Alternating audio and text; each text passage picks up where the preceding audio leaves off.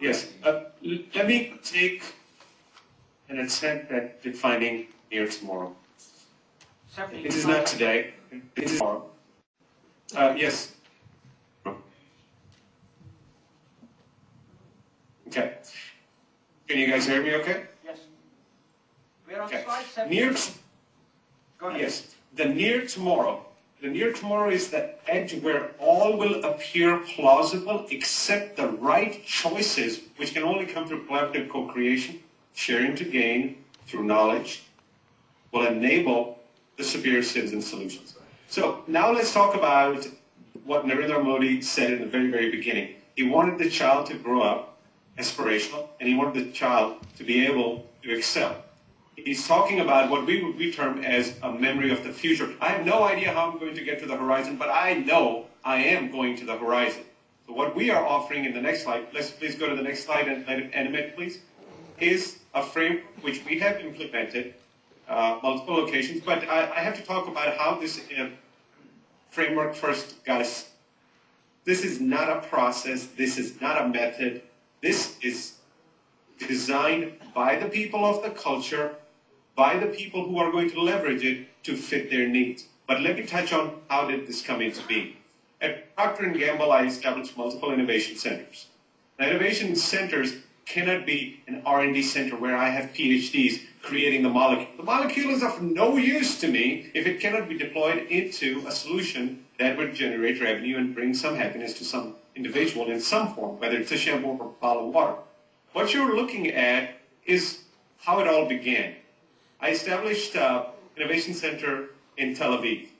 And in Tel Aviv, the government helped and the educational institutions were superior, and an entity came into being with the help of Procter & Gamble, which allowed all of these entities to work together in a collaborative, co-creative format to manage dilemmas. When you look at a macro level, when solved a problem, it managed a dilemma for the government and also a solution for the citizen by resourcing from the universities in that area. This is a framework that we offer to you to take as something that you can grow from, and prior to moving ahead, looking at different parts of the world and seeing, does it bring value or not? Farrokh, back to you before the next slide. Next slide, please. So, ladies and gentlemen, we are today in the year of the Golden Gujarat. We are now looking at the Platinum and Diamond Gujarat. Perhaps 25 years from now, when somebody else is standing out here, let it be said that Gujarat thought in terms of citizen-centric invention to innovation. And there are 3 points that we'd like to share with you.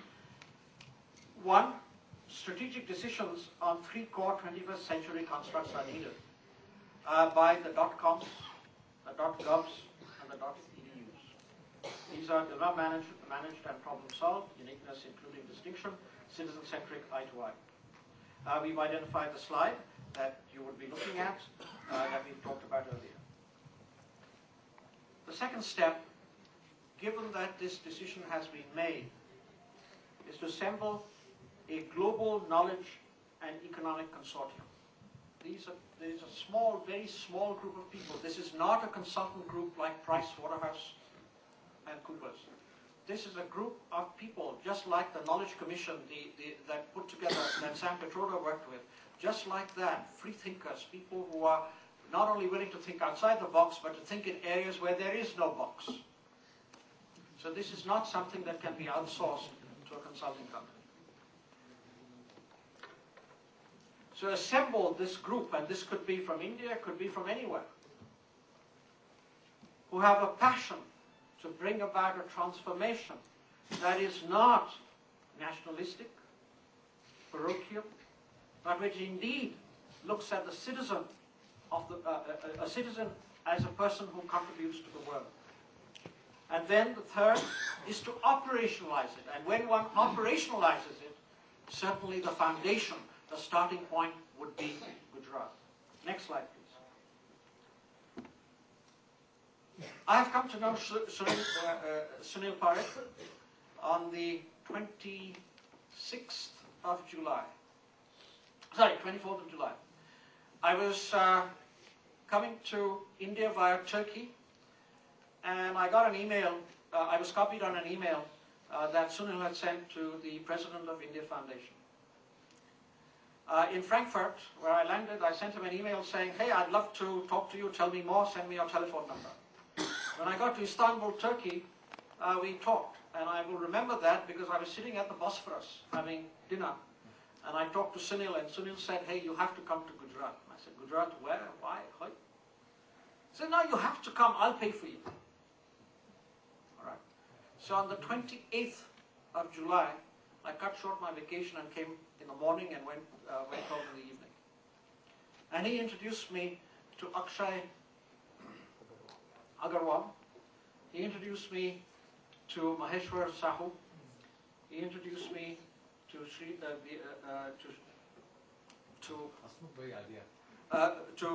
Hasmukh Bhai Adia. And I was very taken up with what I saw.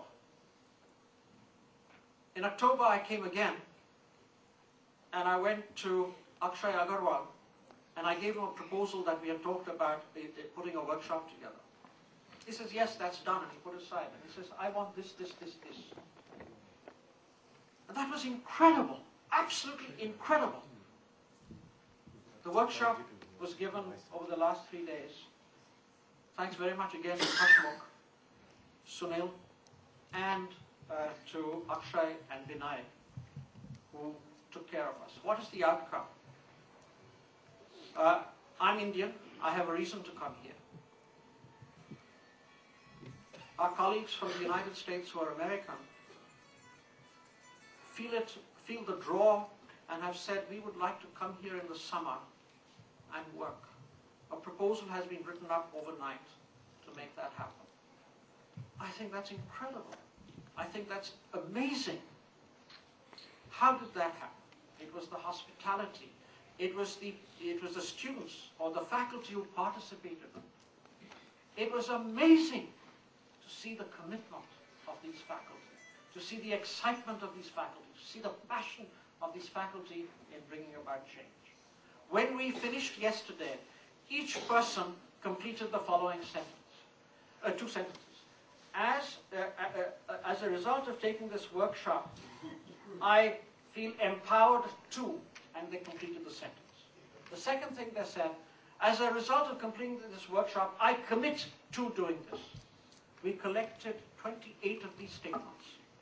And then at the end, I held them up and said, this will go nowhere unless somebody volunteers to take it on. 2 people volunteered to take it on. So now we have an action group that is going to take it further. This is just amazing. So there we have Narendra Modi talking about it. We have people on the ground who feel the sense of excitement. And I'd like to quote Sunil Parikh.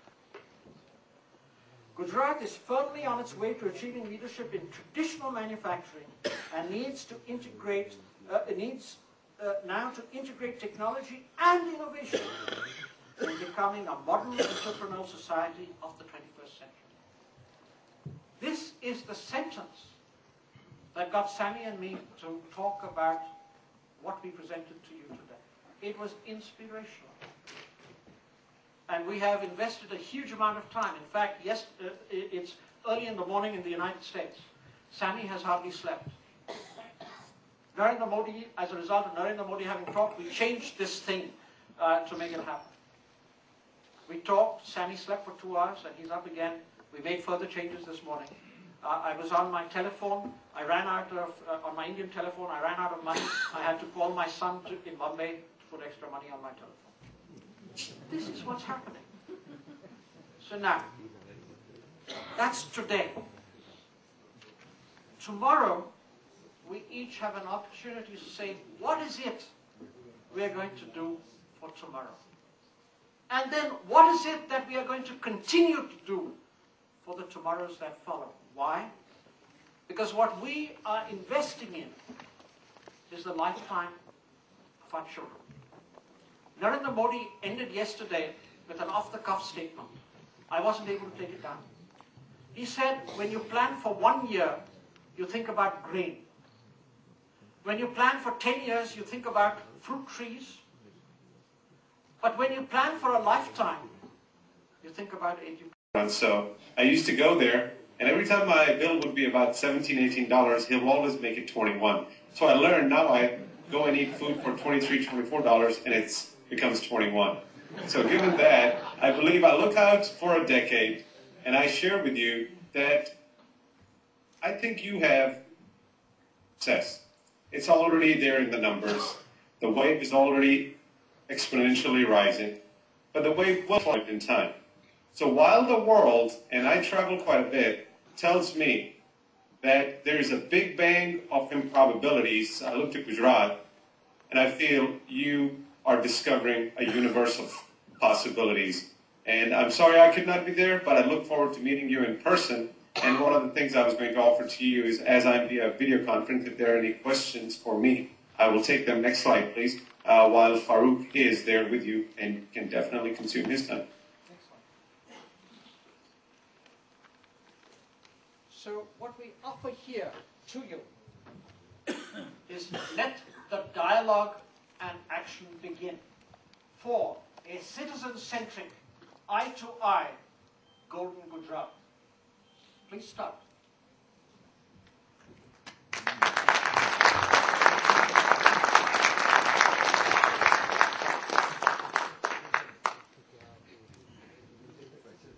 Okay. So Sammy, there'll be questions later, and we will. I will get you back on when the panel comes on. So don't run away. Okay. I hope right. you can take a nap. I'll wake you up. No. All right. Thank you.